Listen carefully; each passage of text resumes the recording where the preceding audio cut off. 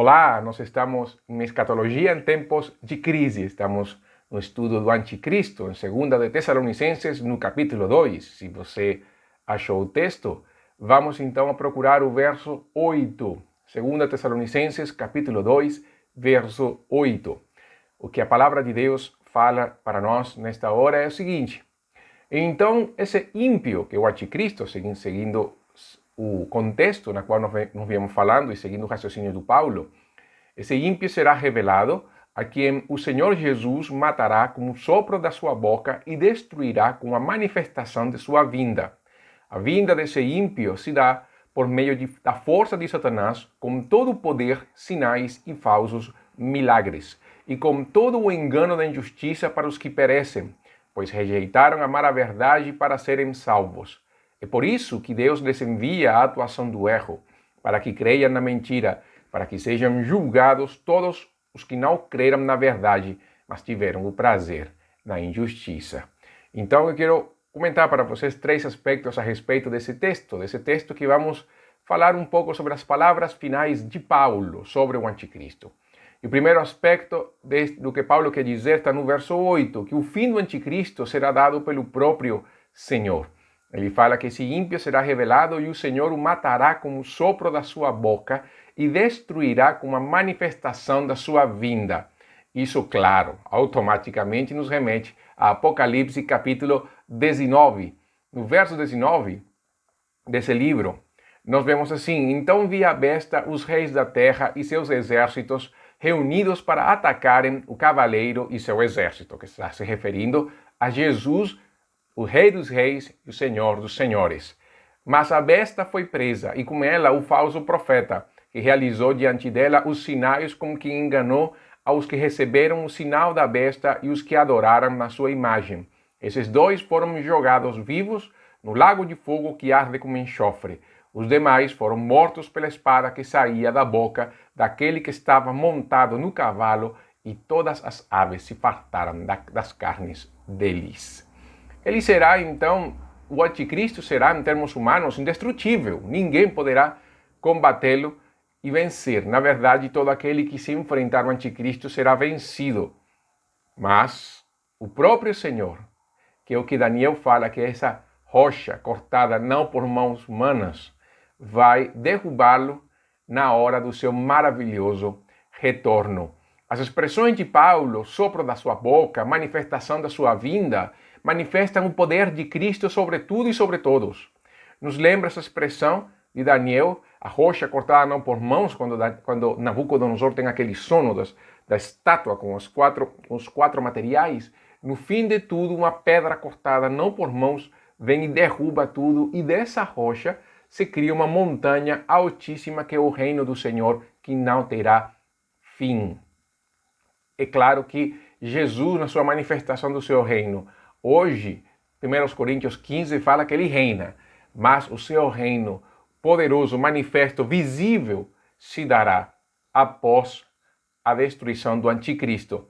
Em ambos os casos, tanto no texto de Daniel, no capítulo 2, que é o sonho de Nabucodonosor, como agora no texto de Apocalipse, capítulo 19, e as palavras de Paulo, 2 de Tessalonicenses, nos mostram o poder supremo de Cristo sobre o mal.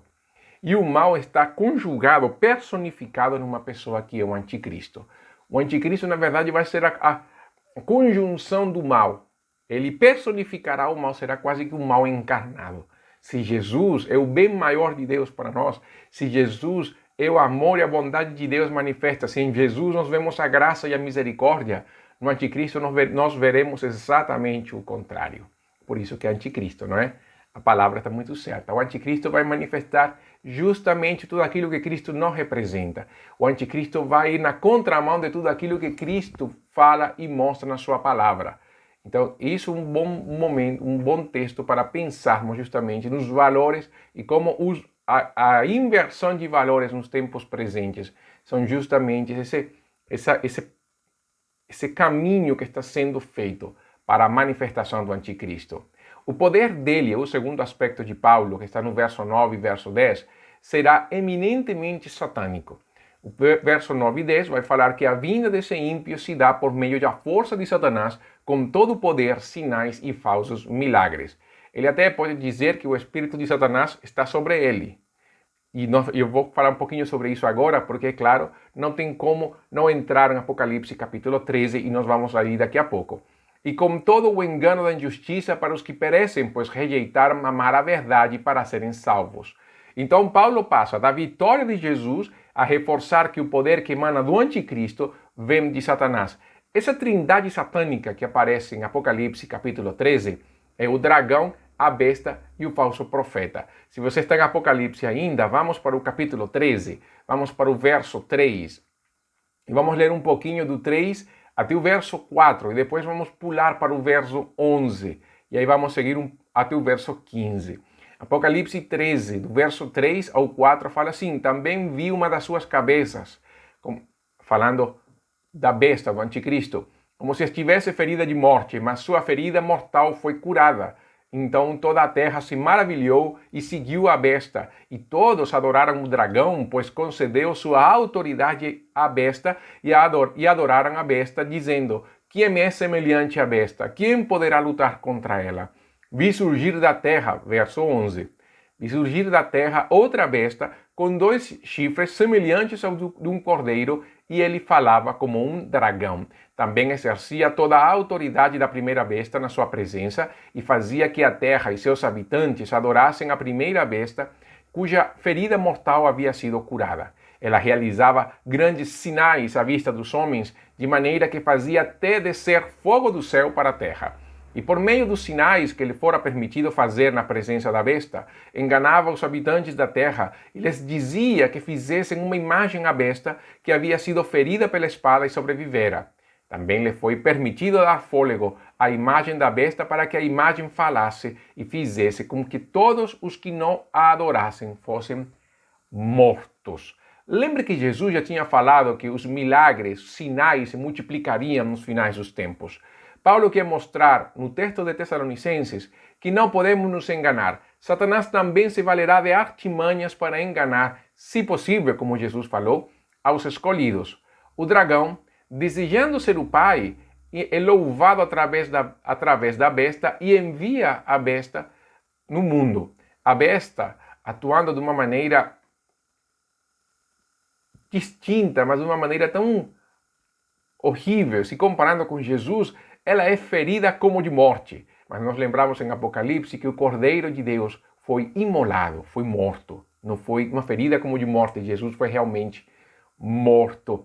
Mas essa ferida de morte da besta foi sarada. E é claro que automático, o contraste entre a morte de Jesus e a sua ressurreição, com a ferida de morte da besta e a sua cura.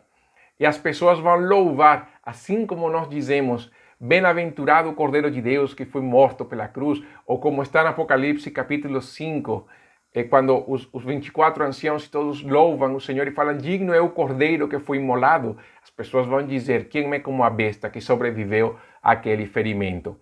E o falso profeta que atua falsamente como o Espírito de Deus leva as pessoas ao encontro da besta. E lembre, a besta recebe todo o poder do dragão. Então, nós vemos nessa trindade satânica o dragão, que é Satanás, a besta, que é o anticristo, e a segunda besta, que é o falso profeta. Nós vemos uma manifestação muito ruim da trindade do Senhor. Mas as pessoas vão seguir isso, as pessoas vão seguir o dragão, as pessoas vão seguir a besta, as pessoas vão seguir o falso profeta. E o ímpio será levado mansamente pelas águas turvas e os pastos secos do anticristo.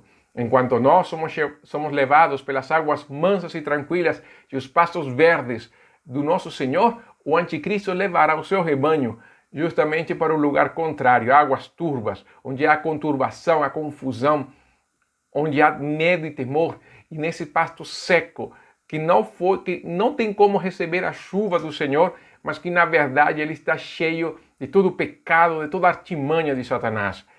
Esse andar vai demonstrar justamente quem tem o selo do Deus vivo e o selo do anticristo. É isso que a Bíblia vai mostrar. A Bíblia vai mostrar em Apocalipse, capítulo 13, o selo do anticristo, o 666, mas ao longo da Bíblia, em Apocalipse, capítulo 7 e Apocalipse, capítulo 14, se eu lembro bem, também vamos ver o selo do Deus vivo. Há dois contrastes, tem dois selos na Bíblia. Só que nós gostamos muito de criar teorias a respeito do 666, nos esquecendo que também a Bíblia fala do selo de Deus. Em Efésios fala que nós fomos selados com o Espírito Santo da promessa.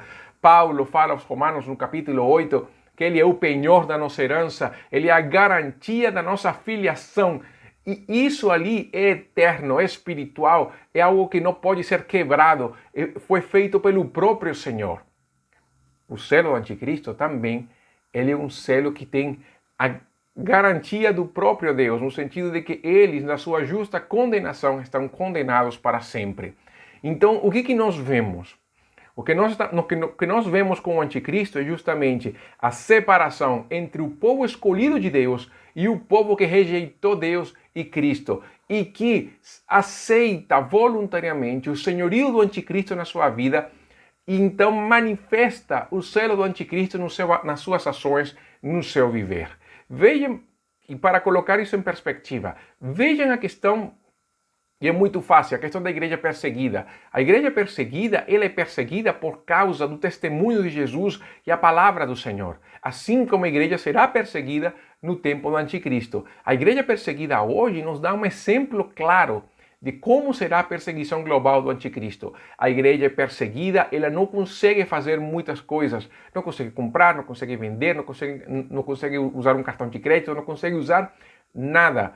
Por quê? Porque eles estão condenados por seguir Jesus. Eles têm o selo do Deus vivo, eles não têm o selo do anticristo. Mas aqueles que desde já preparam o caminho ao anticristo, nós até poderíamos dizer, sem sombra de dúvida, que eles já têm o 666 no seu coração, porque eles vêm preparando o caminho.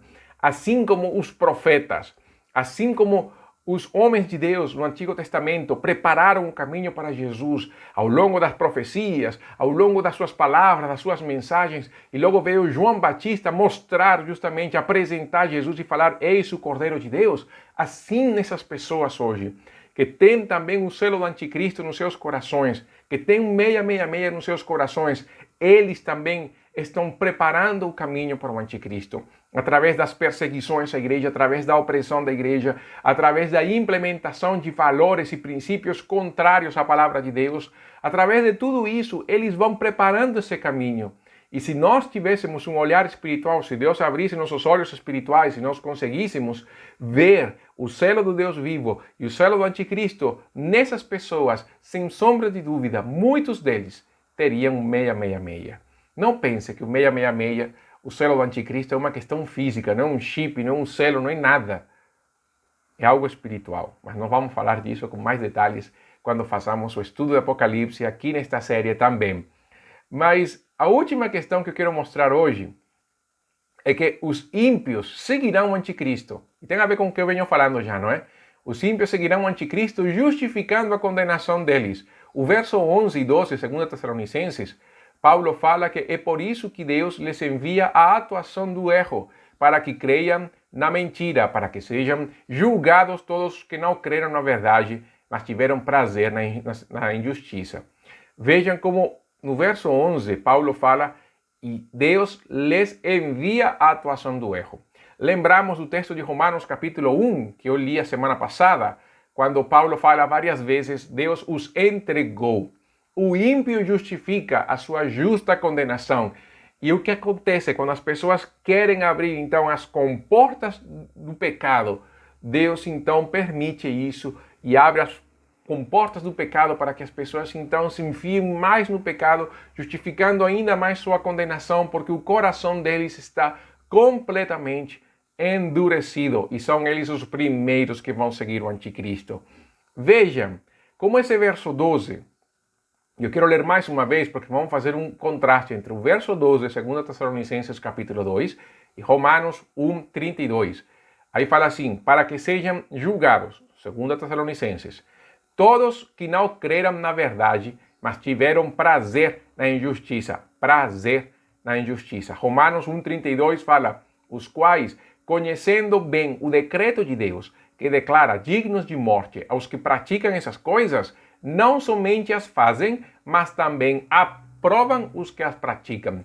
É o mesmo grupo de pessoas, são as mesmas pessoas, conhecem a palavra, são entendidos, não são pessoas ignorantes, mas desejam e querem viver no pecado sem importar as consequências que isso vai trazer. Aliás, eles conhecem as consequências do pecado e mesmo assim não se importam de seguir essa vida.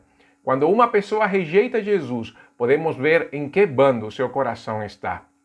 Embora dentro das pessoas que rejeitam Jesus, nós podemos encontrar muitos Saulos de Tarso. Por isso que nós não podemos deixar de pregar o Evangelho. Mas aqueles que obstinadamente rejeitam o Salvador, sabemos que têm uma condenação plenamente justificada. Mas isto deve ser entendido. Este momento, quando nós falamos sobre a justa condenação ou não, ele não deve ser entendido de uma maneira arrogante, não deve ser falado de uma maneira que mostre uma espécie de orgulho, muito pelo contrário.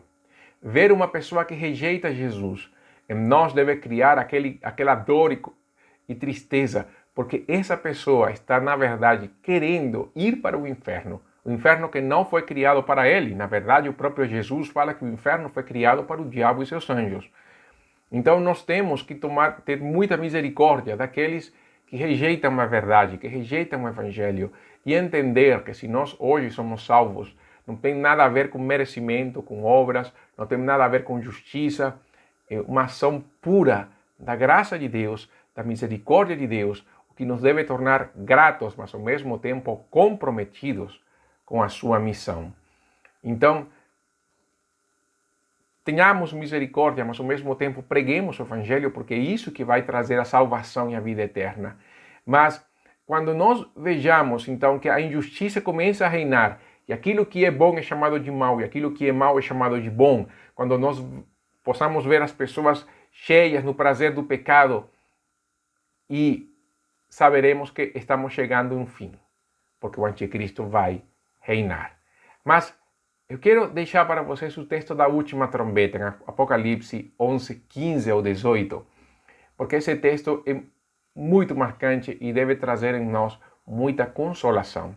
Apocalipse 11, 15 fala assim: o sétimo anjo tocou sua trombeta e surgiram no céu fortes vozes que diziam: o reino do mundo passou a ser de nosso Senhor e de seu Cristo, e ele reinará pelos séculos dos séculos. Os 24 anciãos que estavam assentados em seus tronos diante de Deus prostraram-se sobre o rosto e adoraram a Deus, dizendo: graças te damos, Senhor Deus Todo-Poderoso, que és e que eras, porque assumiste teu grande poder e começaste a reinar. As nações se enfureceram. Então veio a tua ira, o tempo de serem julgados os mortos e de dares recompensa a teus servos, os profetas, aos santos e aos que temem o teu nome, aos pequenos e grandes, e de destruíres os que destroem a terra. A aparição do anticristo representa as trevas mais densas que terá a história humana, mas será a antessala para que a luz da manhã resplandeça neste mundo para sempre. Não podemos nos esquecer disto. Quem estiver nesse dia, no dia do Senhor, verá a redenção do Senhor de uma forma maravilhosa, sendo transformado pelo Senhor nos ares, se encontrar com o Senhor nos ares. Mas, para quem estiver morto, ele vai experimentar o poder da ressurreição física e poderá então também se encontrar com o Senhor. E Paulo termina dizendo, se eu lembro bem, acho que foi aos Tessalonicenses ou aos Efésios, que nós devemos trabalhar enquanto o dia está alto. A noite vem, quando ninguém poderá trabalhar. Mas enquanto se fala hoje, Hebreus fala, hoje é o dia de salvação. Preguemos o Evangelho e fortaleçamos o nosso coração para que, seja que vivamos, seja que morramos, possamos ser sempre o povo do Senhor. Pai, muito obrigado nesta hora pela tua misericórdia e graça. Eu oro para que nossos corações sejam fortalecidos no Senhor para a tua glória. Encaminha nossas vidas, ó Deus, para que, sem temor, possamos pregar Cristo a toda criatura. Bendizemos o teu nome, ó Pai, em Cristo Jesus. Amém. Segunda Tessalonicenses capítulo 2 não acaba. O tema do anticristo poderia até acabar, mas o texto não acaba. Eu quero encerrar com ele na próxima mensagem. Que Deus abençoe. Isto foi Escatologia em tempos de crise.